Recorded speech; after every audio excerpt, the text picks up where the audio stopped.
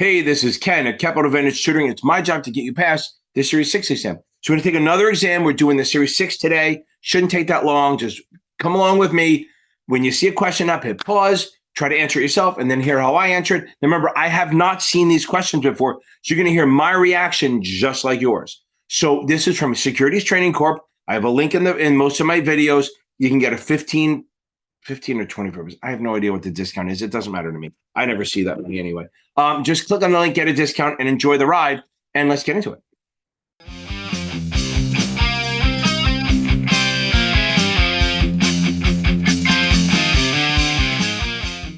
Okay, so here we go. Number one. Okay, remember, pause. You read it. I'm not going to read the whole thing out. Then we're going to go through it. So press pause. I'm not going to say this every question. Come on, press the fucking pause button. And then answer yourself, and then let's go. Okay, so we have someone investing 12 grand in an account. They set an LOI for another 13 grand. What do you know about LOIs? One, they last 13 months. You can backdate 3, but they only go forward 10 then. So let's do this. And remember, you have to put money in. It can't get there by growth. A, 20 grand 15 months later, that's too late. B, different fund complex or family, doesn't work. No, that doesn't work. C doesn't work because it's a variable annuity. It's not the mutual fund. So it's got to be D. Everyone loves the D, right? Okay. So investing another 15 grand within 13 months, that would meet it. That would put you over the top. Really, you only had to put in another, who knows? We know how much you put in there. Let me move that ugly face out of the way. There we go. Number one, we got it right. Let's on a roll, baby. Let's see if we can get 54 more. Okay, agency capacity. Remember, ABC, agent broker commission, PDM, principal dealer markup. But this is for an investment banker, the IPO stuff and all that. So firm commitment would be like the dealer promises to buy it from you. So if they don't sell it, right, they're promising that they'll sell the shares, so they would have to buy them from you. So that wouldn't work. That's a firm commitment. That'd be principal. First come, first serve. I don't know what the hell that is. And the Dutch auction is not this. So it's got to be best efforts. We're going to do the best we can. And whenever we don't sell, we're going to get back to you. Love it. Remember, pause. You're reading it. I'm not. Okay. So we're looking for, they offer a retirement planning tutorial. And remember, I'm going to get some wrong on this shit. Okay. Client to determine select prospects who have been granted access. This tutorial also contains a profiling tool that's found in the password protected areas of Gemstone. So they're saying they're giving a retirement planning tool for both clients and select prospects. So my thing is, at first you think, oh, it's only password protected. But if they have, that only works if they have less than 25 clients, right? Because anything over 25 should be retail, right? So anything over 25 is retail. Anything under 25 is correspondence. I got to think this is retail because we have more than 25 clients. So we're going to go with the old comunicación de retail. I got it right. There we go. Okay, so we're talking about the conduit theory for mutual funds, I assume. Yep. So taxes are payable on the dividends and interest being distributed. Now, the reason they pass through 90% of their income, right, is so that only that investors, they don't have to pay taxes on what they distribute. They only pay tax on what they don't. That's the mutual fund. And then the shareholders, just it's only single tax. So you get more money. So I got to think that it's like technically it's both, right? It's both the mutual fund, but they pay a little and we're trying to go what they want. I'm going to go with shareholders. I think that's what they're shooting for.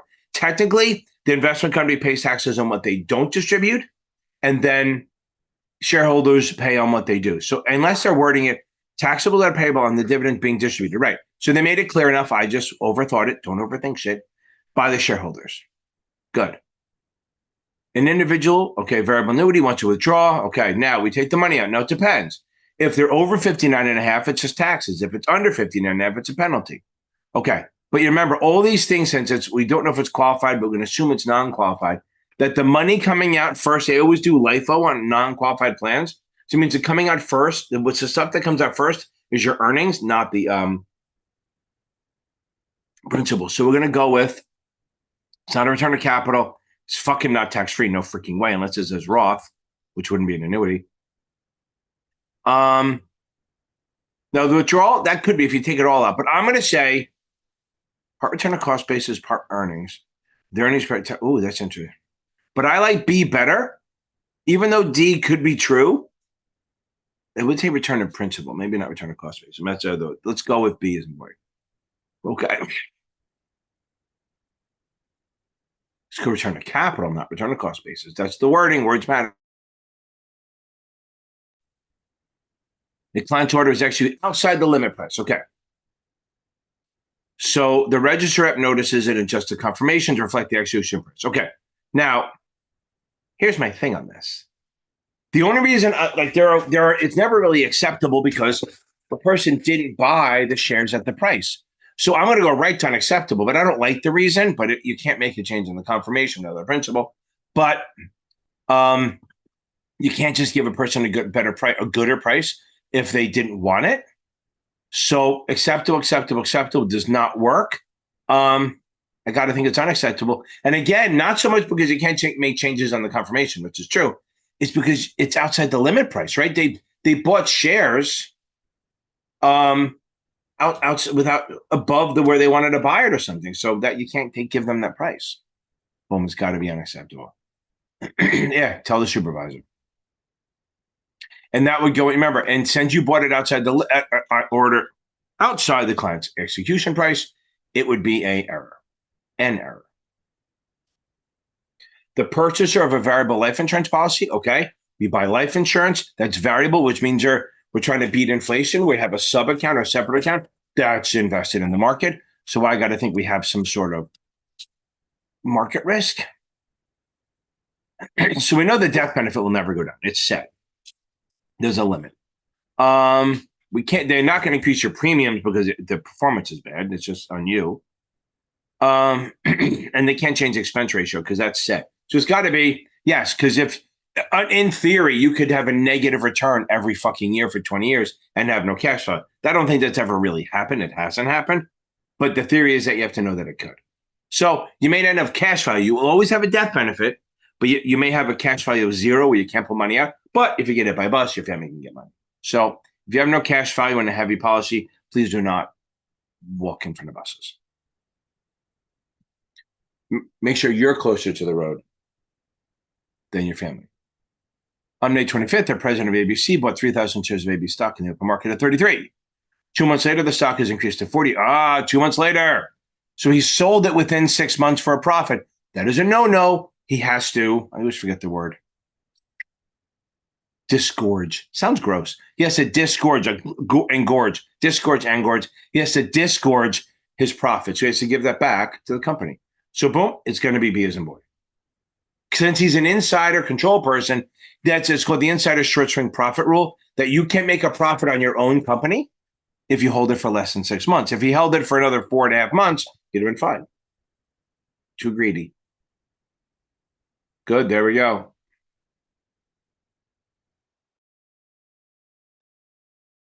An investor who's studying the holdings of various funds is interested in equity income fund. The investor is most likely choose a fund that holds. The short ones I'll read just so we're there. But remember, pause and try it yourself. Companies that consistently earn above average income. I don't like that. Growth companies, no, because they don't pay a lot of dividends. Companies with bonds, that's not equity. So it's got to be liberal payout ratios, which means a payout ratio is what they pay versus what they earn. And liberal means a lot, I guess. So in this case, liberal means good. So liberal means they pay a lot. I'll go with that. And we're on a roll.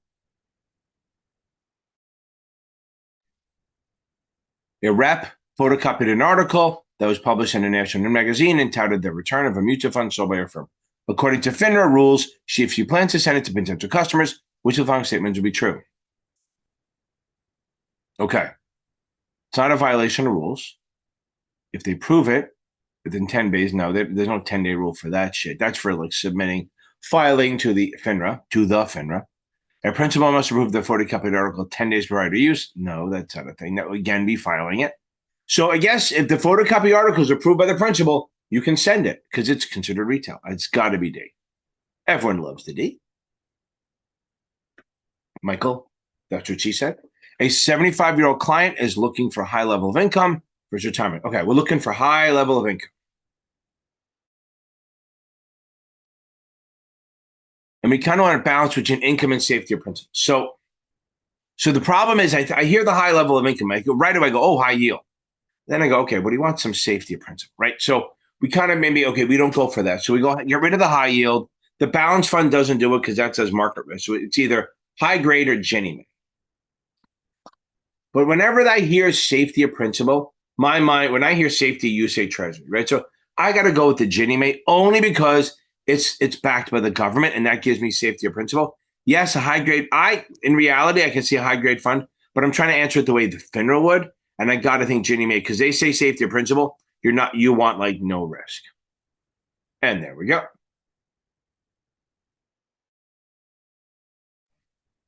Okay, deficiency letter sent by the SEC. They can technically send it anytime, but usually it's done before it's effective.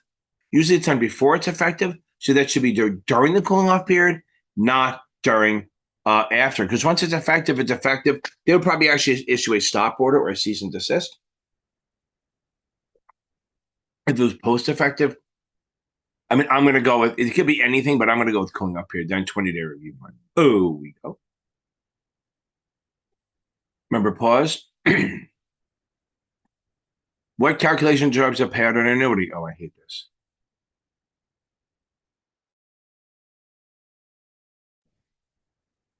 Fixed number of units. That's always, I hate these questions. They never really see these. But so on annuity side, remember, on the annuity side, you always get a fixed number of units no matter what. Always get a fixed number of units no matter what. So C and D are out because accumulation units, you may get a variable number because you keep buying new ones. But on the annuity side, once you annuitize, you get a fixed number of units and they may go up and down. So if it's a fixed annuity, A would be the right answer. Since it's a variable, the amount goes up and down. It's got to be B. Because you get the set of fixed annuity, the number never changes. The value of the annuity never changes. Your payment's always set. But if it's a variable, it's invested in the sub accounts, which goes up and down. If you beat air, then your payment goes up. If you lose to air, your payment goes down. Knowing their tax bracket is useful when evaluating the suitability of what kind of investment. Okay, so, right. So Marion said, rich people buy munis, poor people buy corporates, wimps buy treasuries. So if you're saying, if you want to know if someone's rich, that matters if you're going to put them in munis, baby. Muni, which tax exempt usually means muni. So we'll go with that one. I could be wrong, and I'm not. I am on a roll. We're 40 away. Arbitration awards. Okay, arbitration. That's the whole thing with under 50 grand. It's one per under 100 grand. It's one arbitrator. Over 100 grand. It's three arbitrators. If it's under 50, they can do what they call a simplified, where it's all by mail. But the big thing about an arbitration is not for violations. It's for when we yell at each other. We have a non-meeting of the minds. So that will be solved by a panel, and it's not appealable. So I'm going to say cannot be appealed. And we're off to the races. Which of the following risks has the greatest impact on a long-term corporate bond fund? Ooh. In the first year of investment. That helps. So, but I'd be like, okay, is it inflation or interest rates, right? Because it's long-term. But since it's the first year, inflation doesn't really take a while to kick in because it's not variable. It's just like, well, other than 2021 and 2022, it's pretty normal around the 2 to 3% range. So I'll say, I don't know, maybe watch this. You can watch this in 2024 or 2040 when I'll be pushing up daisies. So I'm not going to go with inflation. I'm going to go with interest rate risk because that's more volatile on the short term. I got to think that's the answer. And we are good. Now, I get this. Okay. A broker is permitted to use bond volatility ratings in an advertisement. I think they can do it in sales literature, but not advertising. I got to think about this. No, they can call it a risk rating if a is no. You got to give a prospectus fucking anyway if they're going to give it to them. But you can't give a prospectus to everyone you put in advertising in. Just go. How again? B and C. I don't think they're physically possible if you do advertising. How do you send a disclosure doc, which is pretty much a prospectus, to everyone who reads a newspaper or whatever? So I'm going to go with they can't. That you're not allowed to. I mean, I could be wrong on this. I think I remember you can only do it in sales literature, not advertising. Oh, what did they say? Supplemental sales literature if it meets some sort of disclosures. Good. Because remember, you have to be able to send disclosures. Advertising is like a billboard or up on a newspaper. How do you send a disclosure out to everyone? You cannot. What's the term that you use? Okay. Oh, come on. We got this one. This is an easy one. Blue sky in my eye. Okay. Blue sky. Anything with states is blue sky. ABC Fund is issuing a new ABC equity fund. I forget this fucking shit. What percentage has to be invested? I'm going to get this wrong. I know this for a fact. What percentage has to be invested in equity? It's either 80 or 75. I can't fucking remember. I'm just going to pick. I like 80 better. Easily could be 75. Oh, I got it right. It's 100%. That total fucking guess. I could. And if I was taking the test, I would go over this because I got it right because I guessed, not because I knew my shit. So remember that if you get it right and you guessed, I treat that as a wrong answer, brothers and sisters. Can you dig it? Disputes between registered reps and employers are settled by the octagon, fighting in the ring. Let's get ready to rumble. Let's go to arbitration. The most detailed financial information. And now it's funny. I always think this is a goddamn prospectus. I really do, but I keep getting fucking hammered on that. I'm going to do it. So here's the thing. It is a prospectus on this, but when it's mutual funds, I always say prospectus. And what kind of idiot am I that I'm saying prospectus because it's a goddamn muni? So what do we know about munis? Munis are not, all right, they're exempt, so they don't have a prospectus. They could have a notice of sale, but it's going to be the official statement because it's not registration statement because you're not registering. Okay. It's got to be official statement. Good. I almost fell for that one. Don't fall for that. Make sure you always read it again. That's what I just did, and that's why I caught my idiocy. Regarding sales, which of fudge, happy fudge. Okay. Regarding sales literature for mutual funds, which of the following statements is false? Sales literature may not contain. I hate the false and then not. Okay. Sales literature can be misleading if portrayed in a manner that implies past gains would be repeated. That's true. Sales literature must be filed with SEC within 10 days. If the sales literature has been filed with the FINRA, it's considered a file with the SEC. That's true. I am going to say, I'm going to say A because I'm not fucking sure. Because the regs part of this shit, I don't really go into the mutual fund regs that much. Let's see if I get one wrong. Okay. So here's why. This is where it screws you up. This one right here, the SEC, you're actually filing with FINRA, which is like filing with the SEC. Okay, I'm back. You didn't notice I'm gone, but yeah, probably were happy that was gone. A little minor emergency I had to take care of. Okay. Again, we're back at this. Under Conduit theory of taxation, distributions that are reinvested by shareholders. Yeah, motherfucker. It's always taxable. Everything about a mutual fund is taxable. Remember that. Everything about a mutual fund is taxable. Even if you reinvest, you're paying taxes on that shit. No, you may not have to pay a sales charge, but it is goddamn taxable. The IRS doesn't back off on anyone. Regarding a company's financial statements, total assets equal. I hate balance sheets. I hate them with a burning heat passion. That's why I won't do the 79. Regarding a company's financial statements, total assets are equal to. Well, it's assets minus liabilities equals stockholders' equity, which is net worth. So I'm going to go with A on this one, liabilities plus stockholders' equity. It's only one that works because it's assets minus liabilities is stockholders' equity. Ipso facto, liabilities plus stockholders' equity is assets. Boom.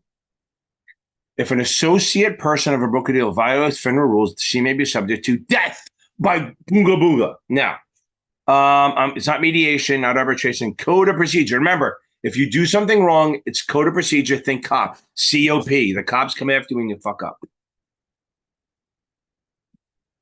A registered rep is opening a cash account for a customer. According to the FINRA rules, the RR is not required to obtain. This is where people who open accounts all day long get screwed up. You don't need the signature of the customer. That's the weird thing. You don't need the signature of the customer. You need the signature of the principal. Are they 18? And where do they freaking live? Changes can be made after a trust agreement has been signed in. So trust is revocable or irrevocable. Trust, if it's irrevocable, you can't change shit. If it's revocable, yeah. And remember, if it's revocable and you die, that shit is part of your estate. So you pay taxes on it. So I'm going to say they can change only in revocable. Remarkable. When selecting a settlement option on a variable annuity, the life expectancy table is used to calculate. Right. So if you take an annuity, you're 60 years old, and they say you can live to 80, the money's going to be spread over 20 years. If they think you live to 70, it's going to 10 years. That's why I always joke that if I annuitize, I'm going to walk in there with a cigar and a beer in my hand, so they think I'm going to live for like 5 more years, and I get big paid. Because remember, the shorter the period, the more money you get per month. That's why I say if two men and women are the same age, and they both annuitize with the same amount of money, the man will get paid more. Why? Because of the patriarchy, of course. No, because he's going to die sooner. So he gets paid more. So I'm going to say the first payment is going to be based on the life expectancy, and then onward and forward and onward and upward is always going to be based on how it does versus heir. Which following statements are true concerning periodic payment? Why so many variable annuities? Oh, I'm in the sixth. Which of the following statements is true concerning periodic payment variable annuities? Okay, that means we're getting paid. Well, okay, remember, the annuities never change no matter what. Okay, D is wrong. A is true. It's got to be A. They never have beneficiary. It's either A or C. I'm leaning. Do they have? They could. I guess if you do a unit refund annuity, you could have a beneficiary. So I'm going to go with A as an apple because the number of units doesn't change. The value does. And we're on the roll. Hope you can beat my score. Which of the following statements is true concerning? Did we just fucking get this question? I literally did. I not answer it? Huh. That's weird. I can feel like I did. I feel like I'm in the Groundhog Day. It's weird. Okay. Imagine if it was again. I'd be like, what the fuck? Okay. Which of the following persons could contribute? And I can't go backwards until I'm done. So I have no idea if I'm saying it again. Which of the following persons contribute to a 457 plan? Okay, 457 is for like certain nonprofits and like government workers, like firemen, shit like that. So we're going to go with computer programmer. No, they get a 401k. Public school teacher, 403b. Employee of an A entity. Well, that's pretty fucking broad. So I'm going to go with a local government employee, just like state government, maybe even police, firemen, shit like that. And remember, it's a non-qualified, which means they can take the money out before they are the grand old age of 59 and a half. A high income, high net worth investor is 100 grand to invest. Remember, high income, high net worth. We haven't decided what we're going to do the money in. So where do we park his money or hers? I don't want to be misogynistic. Okay. It's a male or female. Doesn't matter. He, she, Z, whatever. Zer. Where do you put the money? A, you don't put the fucking plan in. A is not a thing. Again, A, B, and C, you have to make a choice. You can't do A or B. Now, do you put it in a money market with check writing or deposit to checks and tax-free? Now, you could do either one because literally the money market's paying hardly anything anyway. However, since they're high income, that tells you they want tax-free shit. On this exam, if you say high income, rich people buy munis, you want to do tax-free shit. Rich people are afraid of paying taxes. So I'm going to go with D as in David. I wasn't even doubtful on that one. Customer is given a password to access the broker-dealer's website. The website is considered, okay. Well, again, unless you have less than 25 clients, it's got to be retail. Gotta be retail. Again, if you're a really small firm that only has like 20 clients, it would be correspondence. Although, maybe unless the website had nothing on it, never mind. I'm just talking out of my ass. An issuer's capitalization. So that's all the money they have, right? Issuer's capitalization refers to the amount of stocks and bonds are sold, stocks and bonds it owns, no. Long-term capital profits, no. That's profits, gross revenue. So I'm going to say capitalization is what the company's worth. So I'm going to have to go. Then when they say sold, I'm pretty sure they mean issued. Gotta think that's the answer. It's the best one of the four. Doesn't matter what they own, it's what they issued. Companies account with a discount broker dealer, they're specialized in online trading. If you charge a commission, A, B, C, agent, broker, commission. And the other three things are the same. So principal, market maker, underwriter, all the same. So I'm going to go with agent. Okay. The board of directors, I hate this shit. I 100% going to get this wrong. The board of directors of fund must review expenditures paid pursuant to 12B1 FAN. I have literally no fucking idea. I never care. It's like a brain. There are certain things that are like a wall for me. One is this, and the other one is the Federal Farm Credit Bureau. It bores the shit out of me. I don't care. It's not exciting.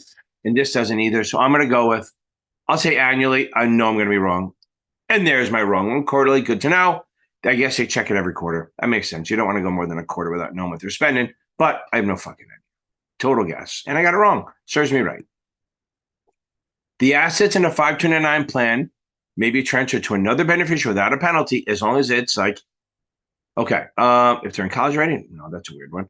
As the first beneficiary agrees, well, yeah, that's kind of a thing. But once every 12 months, that's a rollover. So it's got to be that it's just the party of the second part is a member of the party. The first part's family, right? So provided the second beneficiary is a member of the first beneficiary's family. They may even like delineate what family is, but we're going to go with that's a good answer. If the parties agree to dispute by mediation, the mediator is selected by, okay, FINRA, no. Defending party, no. Randomly pick a name out of a hat. I like that method best, but it's really with both. I think it's going to be, so I've been on the other end of like this, Schmelly. There was the guy who got in trouble. The guy got in trouble for the EpiPen charge on $8,000 for it, and then he went to jail and all that shit. When I first started at RBC, I was part of a mediation with which when he ripped one of the clients off, and I'll get his name before it'll come back to me. But I remember how to do this, and it was really, we had a list of mediators. We had to choose what arbitrators are dealing with, all that crap. So I'm going to go with, we both agree. We got a list, and we picked, it's like a Chinese menu, if you remember the old days, when they had just picked one from A, one from B. That's what we did. We picked a bunch of lists of arbitrators, and then if we ever matched on them, that's who would get it. You can't see it, but it was Martin Shkreli. Martin Shkreli, he was a guy, he ended up going to jail because he started a P fund, and like, it's just crazy. He was like the one who charged like $8,000. He as a PE firm took over, somebody had an EpiPens and started jacking up the prices. He ended up going to jail for something else, but I dealt with him on another level. It's kind of crazy. Okay, back to this. Federal and state registration requirements apply to all the following except. So we're looking for exempt things, right? Publicly traded, no, that is. Preferred, open-end, all regulated. Munis are exempt. Remember, states don't have to follow federal law. And that's another great one. An example of a progressive tax versus regressive. Progressive means the more you make, the more they take. And regressive means it's a flat tax, like the same amount for everyone, which, like a sales tax, which hurts the poor people more. So we're going to go with income tax. The more you make, the more they take. Community property account. Remember, community property and tenants in common can only be by who? By, yes, legally married couples, as opposed to illegally married couples. Okay. For which of the following circumstances is a required tax payment? Well, depending who gets into office, that could fucking change. But I'm going to say it's only a realized gain. I'm just fucking around. But it's a realized gain. Only realized gains right now, as of now, unrealized gains are not taxable. And this should stay that way. A 57-year-old customer has his funds allocated in the following manner. 40% equity growth, 25% international, 20%. I hate these fucking questions. If a customer's current investment objectives are growth and income, which of the following is the most suitable? Exchange the sector to convertible? Maybe, because we're going more bonds. Exchange ETFs to global allocation? No, they didn't ask for more international. Exchange a growth to high yield bond? Interesting. And exchange international. So here's the thing. So I could see C being right. I do. I can absolutely see C being right. However, the sector funds are all about, they're not, if you look at A, the sector funds are all about risk, that, one sector, and they're switching to convertibles, which pay both income and have capital appreciation because they move. So I'm going to go with A as in avocado. It's got to be the one. Boom. Because again, I'm going out of very risky, which is one sector, into something that is both income for the bond part and then the capital appreciation, which is the convertible. Wonderful. Advertising for muni fund securities investment must be approved by which of the following? MSRB, the state, the principal, and PM. We know it's always going to be the fucking principal approves.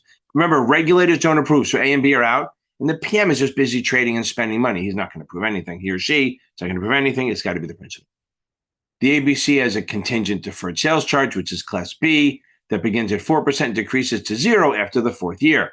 If a customer redeems shares of the fund 18 months later, okay, hopefully you don't have to do math. And then when you see that, always remember, look at the answers right away before trying to figure this shit out. So I'm going to say, okay, when you're redeeming it, you're selling it back to the NAV, and that's going to take away from what you got. So it's not going to add to the fund's NAV because then you get more money. It's subtracted from the NAV. When you buy shares in it, if you buy A shares, the sales charge is added to the NAV. When you sell shares in if you sell them in a B class, then they're going to take away from the fund's NAV. 1 month after an individual purchased 250 shares, okay. So we bought the mutual fund, and a month later, they give a long-term capital gains distribution. So remember, whatever the mutual fund gives you, they give you. You get. That's your shit, okay? So I'm going to say, if they say it's long-term, you say it's long-term. And wunderbar. A corporate bond that is not secured, we're going to get this one. A corporate bond is not secured is either collateral trust secured, debenture we'll come back to, equipment secured, mortgage bond. So collateral is backed by securities, bonds, and stocks of other companies in the portfolio. Equipment trust is backed by like trains and planes and equipment, tractors. And mortgage bonds is not backed by mortgages, backed by property. So it's got to be a debenture. A debenture is an unsecured bond. An RR is aware of a large order sitting on the firm's institutional trading desk. He decides to jump on his own account before and place an order. Okay, so a lot of people try to say it's insider trading. It's not. Interpositioning, no, that's using an extra broker-dealer. Pegging is not this. Do not Google that. I'm telling you, don't Google it. And front running. Front running is the answer because you're jumping in front of a custom order. The corporation is filed for bankruptcy. Which of the following securities issued by that corporation has seniority? So remember, so it's secured, unsecured, preferred, common. Stop C. Secured, unsecured, preferred, common. So I'm going to go with the secured, which is equipment trust. We just did that one. We know equipment, mortgage, and collateral all backed by are secured. And what they do is they sell the equipment, whatever's there, you get paid on. If it's not enough to cover the debt, they become a debtor, general creditor. Okay. An investment company wishes to distribute a circular regarding its new growth fund. It does not want the circular to be considered a prospectus. The circular I'm not going to get this one right. I'm going to do two wrong here. The circular may contain all the following except the objectives, whether there's growth or income, principal officers, performance figures. Okay. I think, look, I can work this out, I think. Objectives, I think that would be okay. Growth or income, that would go along with B, I think A and B. Principal officers, yeah, I think you can do that. I don't think you have to do that, but you can. I got to think they're not going to put performance figures in a circular. Because if it does, then maybe it's a prospectus. Again, it's flying in the dark here. Good. Literally just guessing. That was pure guess. Again, if I review this later, I would treat that as a wrong answer. When examining information on a financial website about a closed-end fund, you see NAV and the market price. Now, you would explain that the market price of this type of investment is determined by, okay. So remember, open-end is NAV plus a sales charge. Closed-end is market price, baby, market price. It could be above or below the price. So we're going to say supply and demand. We're going to, A looks good.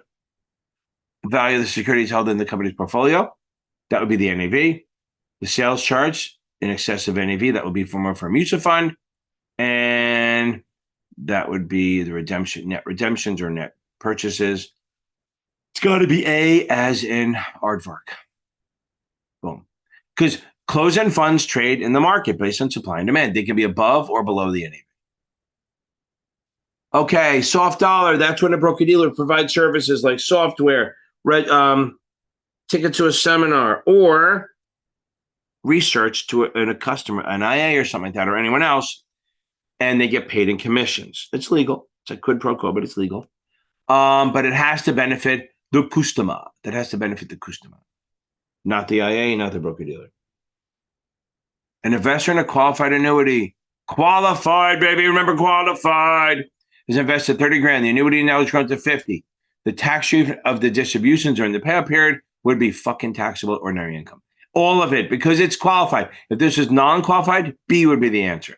But since it's qualified, C's got to be the answer. And I do go too quick sometimes, but I didn't that time. A resolution be required to open it. Okay, so I have a problem with this because usually it's a chartered open account resolution due margin. But the whole point is, it's not that it's any margin. Here's the thing. Yes, to open a resolution or charter is for a corporate account. It's the way it's written. I can open a margin account if I'm a regular person without a resolution. It's only if it's corporate. That's why B is the better answer. Last one, double nickels. A registered rep, let's see if we can get this right. A registered rep sells 1,500 shares of stock for a client and executes a transaction using the wrong account number. Which of the following action should be taken? Request a cancel bill after receiving principal approval. Okay. Request a cancel bill without approval. No. Contact a trader, execute order, yell at them. Okay. Okay. Cancel the order and take no other action. I can't cancel the order. Look, it's got to be cancelable. Put it in another person's account, but get approval first. Okay. Got that right. I love it. Okay. Not too shabby. Okay. So hopefully that helped a little bit. That's just me taking it. I do it quicker than you should because, again, I don't need the test. I'm just going through it. So, and also press pause. It'll take longer. So press pause, answer it. While you watch it ready. Why are you listening to me talk about this? After you take the test, when you take a test, what you need to do, go over all the wrong and right answers, and you're going to do a 4-part thing. If you got them right for the right reason, happy to do it. If you get it right for the wrong reason, guessing, treat that as a wrong answer. If you get it wrong, but you knew the topic, but just couldn't follow the transaction, hey, look, my hat matches. That's funny. If you get it wrong because you understood the topic, but you miscalculated on the question, I wouldn't worry about that as much as long as you get the topic. But if you got it wrong because you didn't know it, I would review it. So really, out of the 4 things, you treat the ones you got right by guessing as wrong, and the ones you got wrong for the right reason, for getting it wrong, as wrong, and you go over them. And then anything under a 70, you kind of reread and go. And remember, keep in mind, that's probably par or a little bit easier than the exam, but it's a good way to learn how to take the questions because I haven't seen them before. And I think we're good to go, baby. Everyone, remember to check. I'm stuttering. Remember to check me out every Tuesday and Thursday night on the Tube of You at 8:30 p.m. Eastern, and under Capital Advantage Tutoring. Hell, it's right there. I don't know which way to go. Down. Okay. And I will see you all on the other side. Adios. Stay frosty, my friends.